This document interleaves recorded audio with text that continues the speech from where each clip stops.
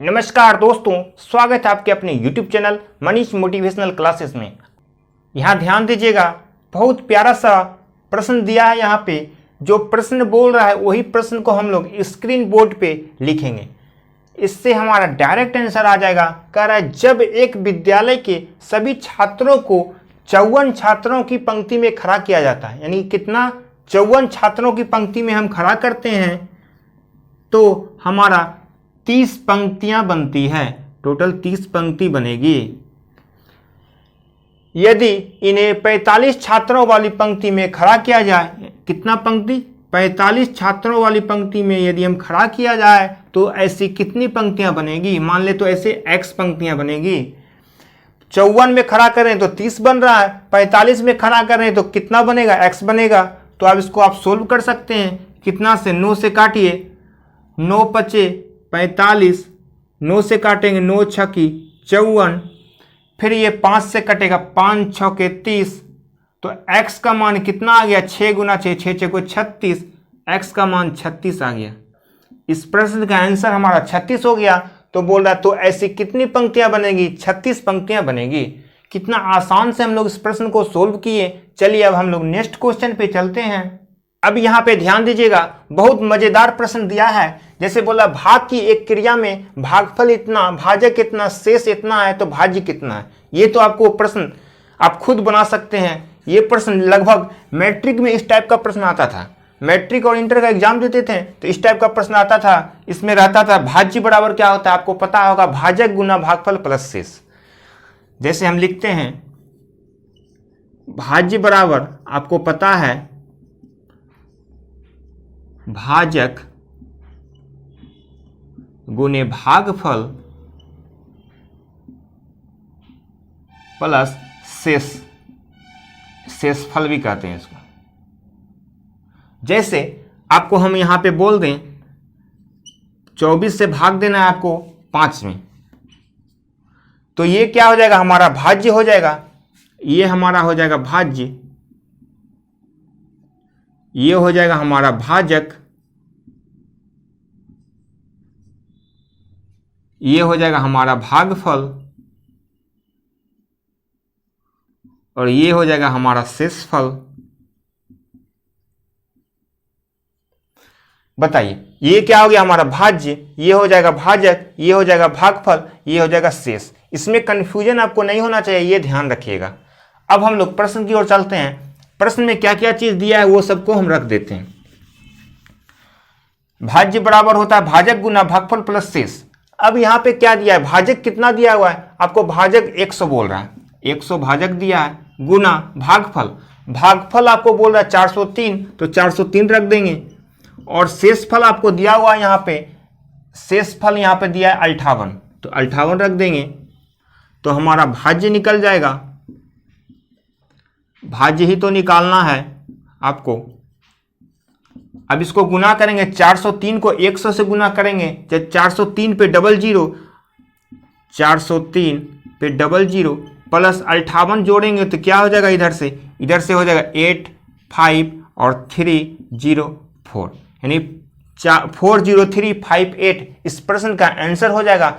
इस प्रश्न में आपको सिर्फ ध्यान यही देना है कि भाज्य बराबर भाजक गुना भागफल प्लस शेष होता है। जो दिया है उस चीज को हम बैठा देंगे, बस डायरेक्ट हमारा आंसर आ जाएगा। चलिए अब नेक्स्ट क्वेश्चन पे चलते हैं। ये जो प्रश्न दिया है देखने में लग रहा है बहुत बड़ा, लेकिन इस प्रश्न में कोई जान ही नहीं है। लेकिन एग्जाम में ये प्रश्न बार बार पूछता है और हम लोग क्या करते हैं? इस प्रश्न में फंसे रह जाते हैं और हम लोग टाइम को गंवा बैठते हैं। जैसे देखिए दिया हुआ यहाँ पे किसी संख्या को 136 से भाग दे तो शेषफल 36 प्राप्त होता है। उसी संख्या को यदि हम 17 से भाग दे तो शेषफल क्या होगा? आपको यहाँ कुछ भी दिमाग ही नहीं लगाना है, डायरेक्ट क्या करना है? नीचे जो हमारा 17 है, 17 को हम लोग 36 से भाग दे देंगे, जो भी शेष आएगा वही आंसर हो जाएगा। अब 17 से अब भाग दीजिए 36 में, 17 दूना 34, शेष हमारा 2 आ गया, ये हमारा शेष हो गया। और शेष ही तो आपसे पूछ रहा है, ये हमारा राइट आंसर हो जाएगा। किसी संख्या को यदि 136 से भाग दे रहे हैं तो शेष हमारा 36 प्राप्त होता है। जो शेष है उसी संख्या को यदि 17 से भाग दे तो शेष क्या आएगा, शेष पूछ रहा है तो 17 से 36 में भाग देंगे तो जो शेष आएगा वही हमारा आंसर हो जाएगा। अब हम इसी टाइप का एक प्रश्न और आपको देते हैं, आप इस प्रश्न को सोल्व आप खुद कीजिए। चलिए अब नेक्स्ट क्वेश्चन की ओर चलते हैं। इस प्रश्न का जल्दी से आंसर बताइए क्या होगा। किसी संख्या को यदि 195 से हम भाग दे रहे हैं तो शेषफल हमारा 47 प्राप्त होता है। उसी संख्या को यदि हम 15 से भाग दे तो शेषफल क्या आएगा। अभी हम बताए हैं 15 से डायरेक्ट 47 में भाग देंगे, 15 तिया 45, शेष कितना बच रहा है 2, तो इस प्रश्न का आंसर 2 हो जाएगा। कैसे, देखिए 15 से हम लोग 47 में भाग देंगे, यहाँ बोले हैं इस 15 को 47 में हम भाग दे देंगे। 15 दूना 30, 15 तिया 45, 3 बार में लगेगा, शेष हमारा 2 बच गया। जो शेष बच गया यही हमारा आंसर हो जाएगा। इस प्रश्न का राइट आंसर हमारा 2 हो जाएगा। अब आप लोग ध्यान से इस प्रश्न को समझिएगा। इस प्रश्न में बोल क्या रहा है, किसी संख्या को 4 से भाग देने पर शेषफल 2 प्राप्त होता है। जो बोल रहा है हम वही चीज को लिखेंगे। किसी संख्या को 4 से भाग देने पर शेषफल 2 प्राप्त हो रहा है। किसी संख्या को यदि हम 4 से भाग दे रहे हैं, किसी संख्या में यदि हम 4 से भाग देते हैं तो शेष हमारा 2 प्राप्त होता है। ठीक है, जो बोला वो लिख दिए। इससे प्राप्त भागफल को 5 से भाग देने पर, अब बोल रहा है किससे भाग देने पर, 5 से यदि हम भाग देते हैं तो शेष 3 प्राप्त हो रहा है। 5 से भाग देने पर 3 प्राप्त हो रहा है। इस प्रकार प्राप्त भागफल को 6 से भाग देने पर 5 प्राप्त हो रहा है। यानी कि 6 से हम भाग दे रहे हैं तो शेष 5 प्राप्त होता है।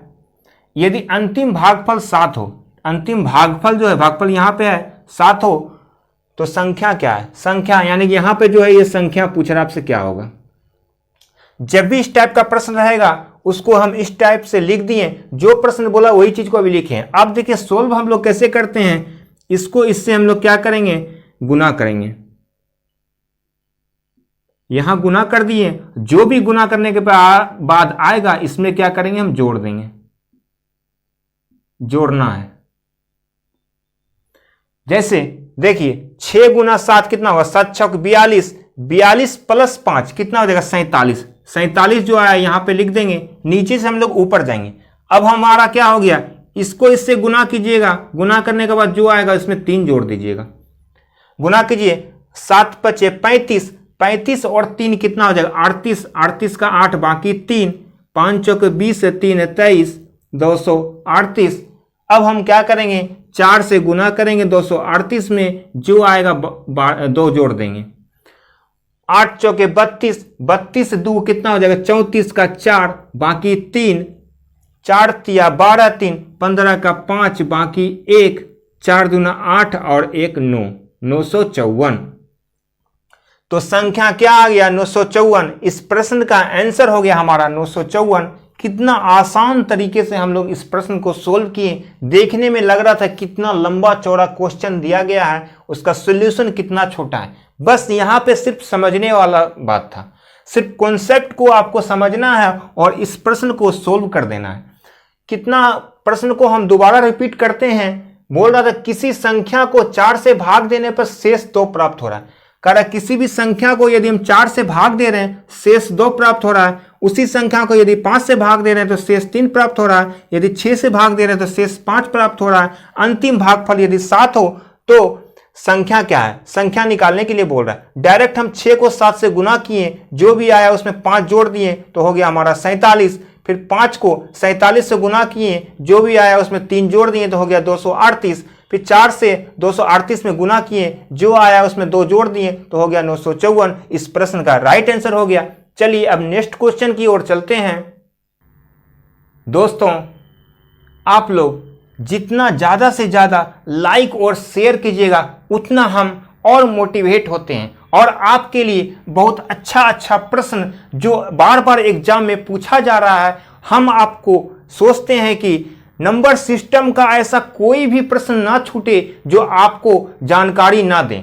आपको हम टोटल नंबर सिस्टम का जहां से भी प्रश्न लाकर आपको सिखाने का पूरा प्रयास कर रहे हैं। आपको यहाँ पे बेसिक के साथ साथ हम लोग ट्रिकली भी चल रहे हैं। आपको जितना भी हम अभी तक पढ़ाए हैं आप किसी भी कॉम्पिटिटिव एग्जाम में बैठकर देख सकते हैं। आपको ये 100% जितना हम बताए हैं वो आपको बहुत मददगार मिलेगा। चलिए अब हम लोग प्रश्न की ओर चलते हैं। यहाँ प्रश्न कर रहा है किसी संख्या में 7 जोड़कर। देखिए यहाँ पे आपको घबराने की कोई जरूरत ही नहीं है। प्रश्न में जो प्रश्न बोलता है डायरेक्ट हम उसको लिखेंगे, कोई दिमाग ही नहीं लगाना है इसमें। जैसे बोल रहा है इस प्रश्न में किसी संख्या में 7 जोड़कर। अब आपको संख्या पता ही नहीं है संख्या क्या है, तो संख्या आप मान सकते हैं इसमें खुद। संख्या मान लेते हैं हम x में 7 जोड़कर, 7 जोड़ने बोला तो 7 हम जोड़ दिए, जोड़कर योगफल को 5 से गुना करना है। जो योगफल आया है इसको कह रहा है 5 से गुना करने के लिए, तो हम 5 से गुना कर दिए। गुना करके गुणनफल को 9 से भाग देने पर, जो गुणनफल आया उसको 9 से भाग देने का, 9 से भाग दे देते हैं। इस प्रकार प्राप्त भागफल में से 3 घटाने पर, बोल रहा 3 घटाना है तो 3 हम घटा देंगे, पर 12 शेष बचता है। तो कितना आ रहा है, बराबर 12 आ रहा है। तो शेषफल कितना है। अब आपको यहां पे x का मान पूछ रहा है, तो x का मान आप यहां से डायरेक्ट निकाल सकते हैं। देखिए -3 है, बराबर के उस पर जाएगा तो कितना आ जाएगा, प्लस 12 और 3 कितना हो जाएगा, 15। तो हम यहां पे लिख सकते हैं x + 7 × 5/9 बराबर, माइनस इधर जाएगा प्लस हो जाएगा, तो ये हो जाएगा हमारा 15। 5 से कटेगा 15, 5 तिया 15। अब देखिए बराबर जब भी रहेगा तो क्रॉस मल्टीप्लीकेशन करते हैं, इसके नीचे कुछ नहीं तो 1 से गुना करेंगे x + 7 में, तो x + 7 हो जाएगा। 9 से हम गुना करेंगे 3 में, तो हो जाएगा 9 तिया 27। अब आप बताइए x का मान चाहिए, 27 है, यहां 7 है, 7 बराबर के उस पर जाएगा तो क्या हो जाएगा, माइनस हो जाएगा। 27 में 7 घटेगा तो कितना हो जाएगा, 20। x का मान हमारा निकल गया 20। x का मान 20 निकल गया, तो इस प्रश्न का राइट आंसर हमारा 20 हो गया। जो प्रश्न को बोल रहा था उसी प्रश्न को हम लोग स्क्रीन बोर्ड पर लिख दिए। डायरेक्ट लिखने के बाद हमारा x का मान 20 आ गया।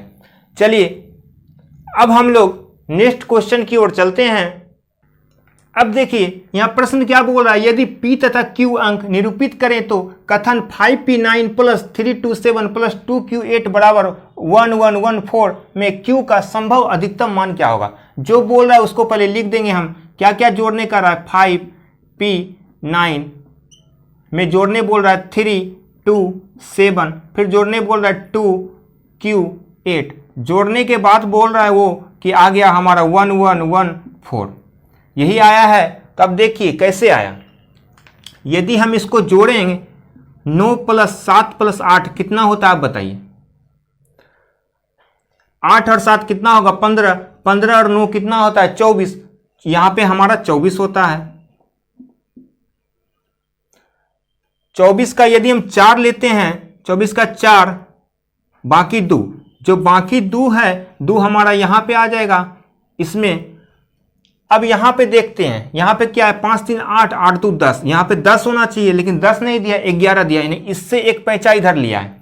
तो हमारा इसमें क्या समझ में आ रहा है, यहां पे 100% सबको जोड़ने के बाद 11 आना चाहिए, तब ना 11 का 1 बाकी 1 होता।